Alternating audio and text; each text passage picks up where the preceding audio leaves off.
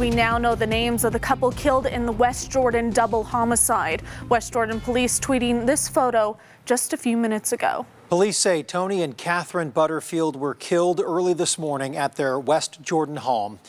The couple left behind 3 young children. This all happened early this morning at a home near 7000 South and 3200 West. And that's where Fox 13's Spencer Joseph is with the latest on this investigation.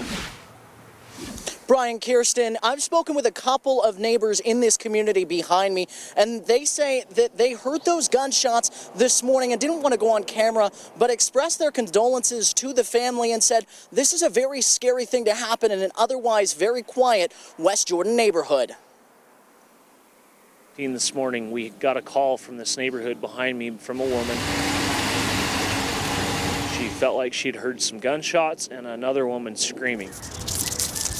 A West Jordan neighborhood woken up in the middle of the night to sounds of screaming and gunfire. Police arriving on scene, finding a husband and wife both shot and killed. We are calling it a homicide. We do believe that we have a suspect or suspects that attempted to break into the home, and for what reasons we don't know. In the home, 3 children, all ages 4 and under. We're dealing with 2 parents that have been murdered, possibly in the presence of these children. We don't know.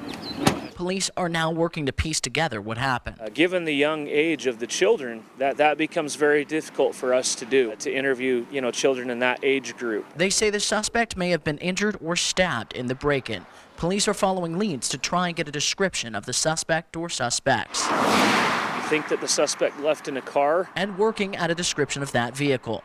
Police say they've never been called to this home before and have no reason to believe this is a part of something bigger. It doesn't fall into that realm. Because of the random and terrible circumstances, they're asking for the public's help. If they know anybody that, has a wound that there's not an explanation for, or behavior that seems inconsistent. The kids are now safe with relatives. This is a terrible case. It's a terrible thing for anybody to have to wake up to. It's a terrible thing for our officers, frankly, that are involved in the investigation and our crime scene folks. And so we're very hopeful that we can make an arrest on this and bring this to closure.